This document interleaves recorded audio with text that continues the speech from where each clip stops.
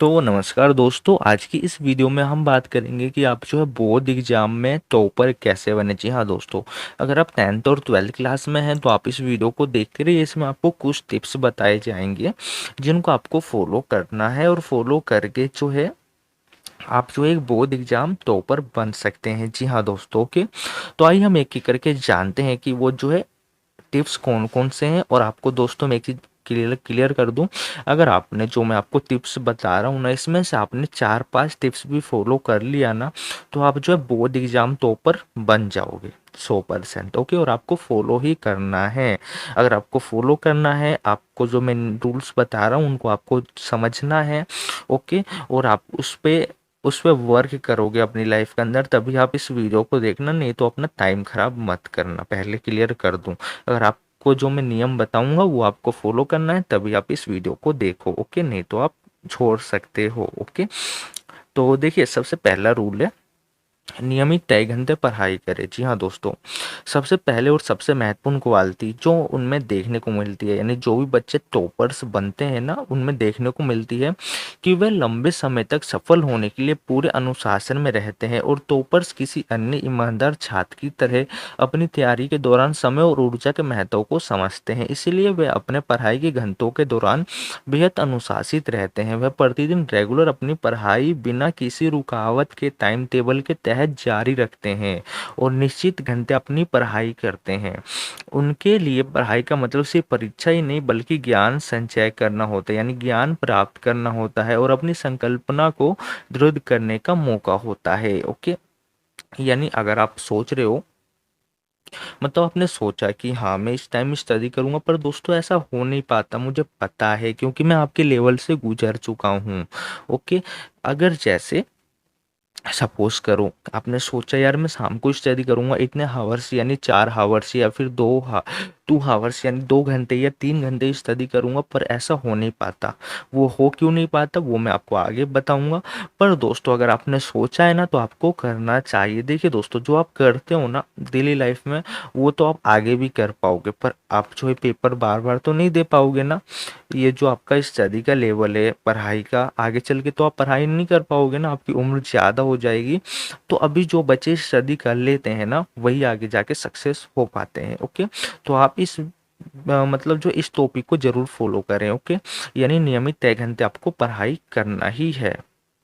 इसके बाद दूसरा तरीका, स्मार्ट स्टडी करें। जी हाँ दोस्तों, जो टॉपर्स बच्चे होते हैं, यानी जो बोर्ड एग्जाम में 10th और 12th क्लास में टॉप करते हैं, उनके पढ़ाई करने के तरीके को स्मार्ट स्टडी कहते हैं। जी हाँ दोस्तों, संपूर्ण पाठ्यक्रम को समय प्रबंधन के तहत समय में समाप्त करना। यानी देखिए, जो उनके चैप्टर होते हैं ना, उन्होंने सोचा कि मुझे इस चैप्टर को इस समय तक याद करना है, यानी वो चैप्टर को याद करने के लिए भी टाइम टेबल बनाते हैं। आप सोचो, आप स्टडी का टाइम टेबल नहीं बनाते हो, वो पर चैप्टर को याद करने का, बुक्स को पूरा अध्ययन करने का, यानी पूरी बुक्स को रीड करने का भी टाइम टेबल वो बनाते हैं कि मुझे इस सब्जेक्ट को इस दिन तक इस तारीख तक पूरा सोल्व कर लेना है, पूरा अपने माइंड में डाल लेना है। ओके, और पढ़ाई के दौरान सूझबूझ से काम लेना इस प्रक्रिया में आता है। प्रतियोगी परीक्षा के टॉपर और असफल उम्मीदवार के बीच बुनियादी अंतर होता है, संपन्न और स्थिरता का मिलता है, जो कि अभ्यास के साथ निखरता है। नई चीजों को सीखना और सीखने के तरीके को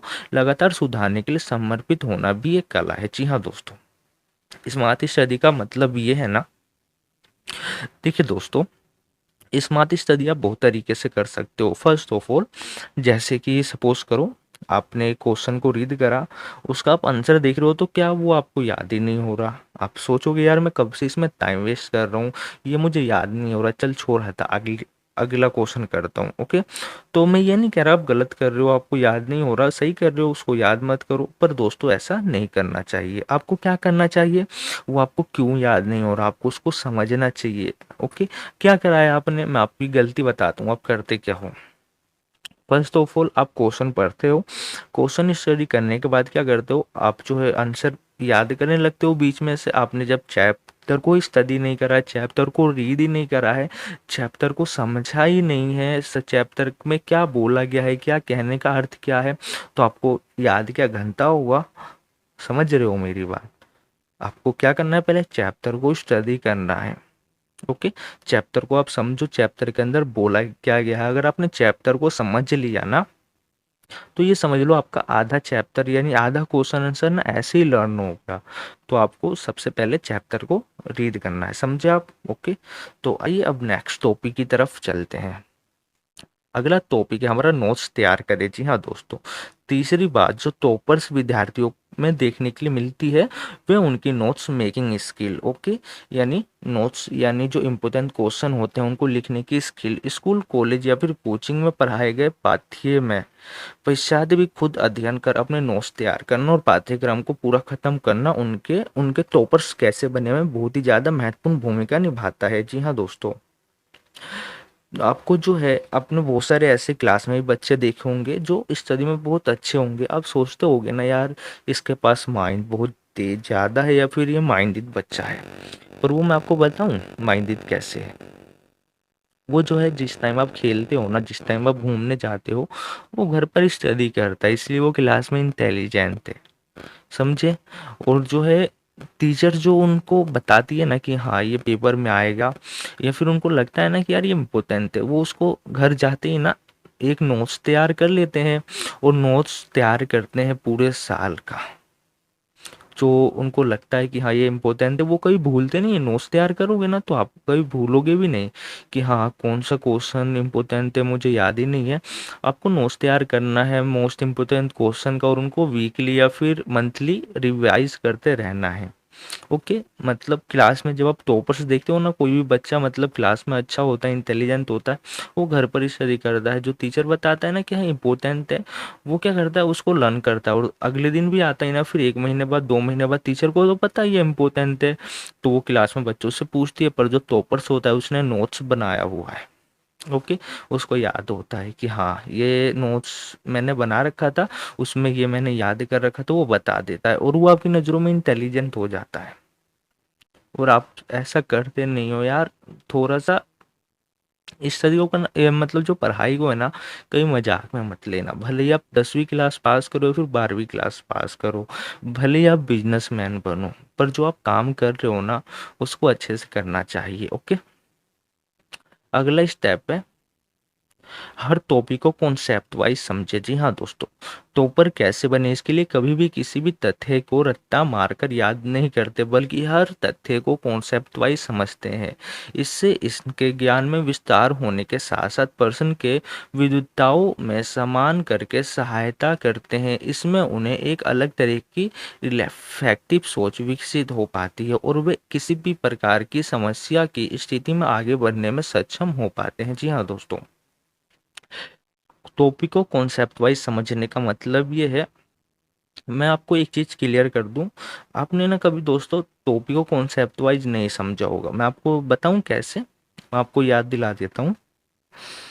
देखिए, जब भी मतलब सपोज करिए आपको कभी टीचर ने बोला होगा कि बच्चों ये चैप्टर याद करके आना या ये क्वेश्चन याद करके आना, या फिर आप घर पे भी रिवीजन करते होगे ना, पेपर की तैयारी करते होगे, तो क्या करते होगे यार, क्वेश्चन जो लिखा है उसी का आंसर याद करना है, बस यही तो आना है ना? पर आपको ये नहीं पता होता कि चैप्टर से भी क्वेश्चन बन के आ जाते हैं या फिर क्वेश्चन को घुमा फिरा कर लिख दिया जाता है।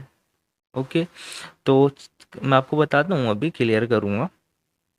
कॉन्सेप्ट वाइज का मतलब होता है दोस्तों, जैसे आपने देखा होगा ना किसी चैप्टर में हिंदी या फिर इंग्लिश हो, उसमें पैराग्राफ होता है, पहला पैराग्राफ, दूसरा पैराग्राफ, यानी चैप्टर के अंदर पैराग्राफ होते हैं। उसके ऊपर एक लिखा होता, मतलब ऊपर एक लिखा होता है, उसके नीचे एक लिखा होता है, उसके नीचे एक लिखा होता है। तो क्या करोगे आप, अगर चैप्टर को कॉन्सेप्ट वाइज यानी लाइन से पूरा चैप्टर समझोगे ना, तो आधा चैप्टर आपका ऐसे ही क्लियर हो जाएगा। ये बात मैंने आपको पहले भी बताई थी।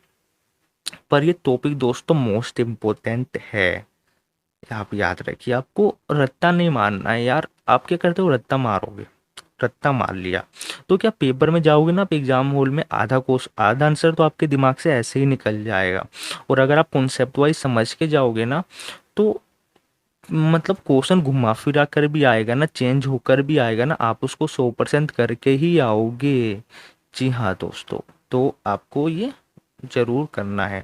इसके बाद है रिवीजन करें। जी हाँ दोस्तों, टॉपर अपने पढ़े हुए ज्ञान को एक निश्चित अंतराल पर वैज्ञानिक तरीके से रिवीजन करते हैं ताकि वह परीक्षा के लिए उसे बेहतर तरीके से याद रख कर प्रकट कर सकें। तो पर कैसे बनिए, किसी तथ्य को पढ़ने के पश्चात उसका रिवीजन 24 घंटे के अंदर अवश्य करें, फिर से 1 सप्ताह के बाद ऊंचे और फिर 1 माह के पश्चात फिर रिवीजन करें। इस प्रकार से तोपर अधिक तथ्यों को स्मरण रख पाते हैं और साधारण छात्रों से अधिक प्रदर्शन कर पाते हैं। टॉपर्स अपनी तैयारी में निरंतरता के महत्व का एहसास करते हैं और हर दिन रिवीजन करने के लिए समय निकालते हैं। जी हाँ दोस्तों, जैसा कि मैंने अभी आपको बहुत कुछ बोला, बहुत कुछ बताया, वो मैं आपकी असलियत दिखा रहा था। ओके। और एक असलियत ये भी है कि आप रिवीजन नहीं करते हैं। जब सोचते हो कि हाँ जब पेपर आने वाला है ना, पेपर आने में 1 दिन है, 2 दिन है, या फिर 1 हफ्ता या 1 महीना है, तब क्या करते हो, रिवीजन करने लगते हो। तब आप तो सब कुछ भूल ही जाते हो। राइट। सही कहा ना, ऐसा हुआ है ना आपके साथ? मेरे साथ भी ऐसा हुआ था, पर मैंने सोचा था यार मैं भूल कैसे जाता हूँ, मैं क्या गलती करता हूँ। तो मैंने क्या करा था, जब मेरे पेपर आने में 6 महीने थे ना, तो जो भी मैं स्टडी करता था ना, उसके 1 महीने बाद ना, जो जो मैंने 1 महीने के अंदर स्टडी करा है ना, 2 दिन में सारा याद करता था, सारा रिवीजन करता था। अगर याद भी नहीं होता था ना, तो मैं जानबूझकर उसको दिन रात मैं कहता था, तू मुझे याद कैसे नहीं होगा, मैं तुझको याद करके ही रहूंगा। मैं उसके पीछे ही पड़ जाता था। मतलब जब तक मुझे याद नहीं होता था ना, मैं चैन से बैठता ही नहीं था। समझे? तो आपको ये गलती नहीं करनी है। आप जो याद करो आज, उसको 1 महीने बाद या 15 दिन बाद, 20 दिन बाद एक टाइम बना लो कि हाँ इतना मैंने याद करा, इस दिन मुझे रिवीजन करना ही है। ओके। इससे क्या होगा ना, आप उसे लॉन्ग टाइम तक याद रख पाओगे। जब पेपर होगा ना, आप उसको पेपर में कर पाओगे, भूलोगे नहीं। ओके। तो आपको ऐसी गलती नहीं करनी है। ओके। इसके बाद है दोस्तों, mock test model paper solve करें आप।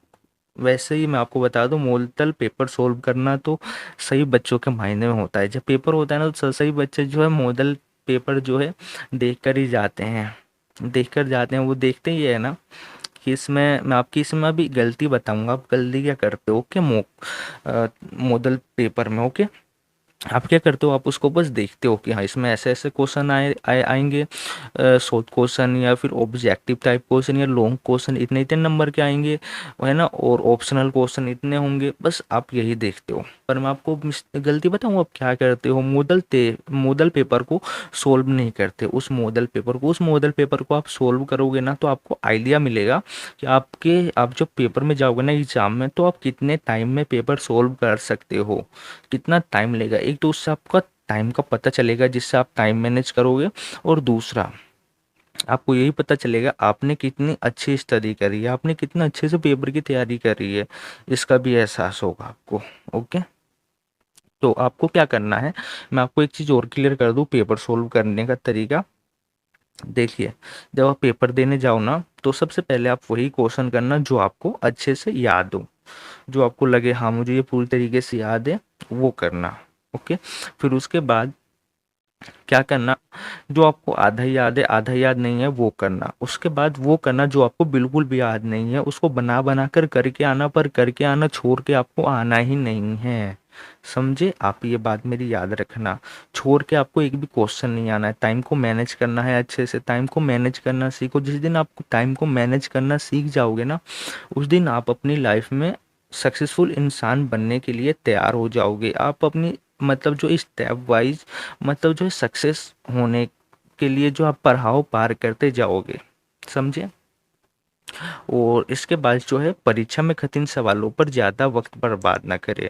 ये मैंने आपको बता ही दिया अभी कि आप जो कठिन सवाल आए, जो आपको हार्ड लगे या फिर जो आपको याद नहीं है, वो आपको लास्ट में करना है। ओके। तो ये था। और एक चीज़ और क्लियर कर दूं, मैंने आपको बहुत डांट लिया, बहुत समझा लिया, आपको मेरी बातें ना बुरी भी लगी होंगी, पर सॉरी, है ना। लास्ट टॉपिक है, अपने स्वास्थ्य पर भी ध्यान दें। ओके। अब मैं आपकी केयर भी कर लेता हूँ, मैंने आपको बहुत सुना दिया, आपको बुरा भी लग रहा होगा मुझे पता है, पर दोस्तों आपको अपने स्वास्थ्य पर भी ध्यान देना होगा। अगर आप अच्छे से पढ़ाई करना चाहते हो ना, तो आपका हेल्थ भी अच्छा होना चाहिए। सपोज करो आपने यार सुबह का खाना खाया हुआ है, ओके, अब दोपहर हो गया, दोपहर में एक आधी रोटी खा लिया, फिर आधी एक रोटी खा ली, इससे क्या हुआ, आप याद कैसे करोगे, आपके शरीर के अंदर एनर्जी विटामिन नहीं मिलेगा, आपका माइंड कैसे वर्क करेगा, आपका शरीर कैसा होगा, ओके, तो आपको अपने हेल्थ का भी ध्यान रखना है। प्रोटीन वाली चीज़ खाने जिससे विटामिन मिले, कैल्शियम मिले, दूध पीना है सुबह शाम। जब पेपर आ जाए उससे क्या होगा, आपका माइंड भी अच्छा होगा। फल फ्रूट्स खाने हैं। ओके, उससे क्या होगा, आप आपका जो है पढ़ाई में अच्छे से मन लग पाएगा। आपके शरीर को विटामिन कैल्शियम मिलेगा जिससे आप काफ़ी समय तक बैठ सकते हो, आपकी हड्डियों में दर्द नहीं होगा। ओके, तो ये भी आपको करना है। तो दोस्तों ये थे कुछ टिप्स, और मैं उम्मीद करता हूँ आपको ये टिप्स पसंद आए होंगे। और ऐसी नॉलेज के लिए आप हमारे चैनल को सब्सक्राइब करिए। So thanks for watching this video.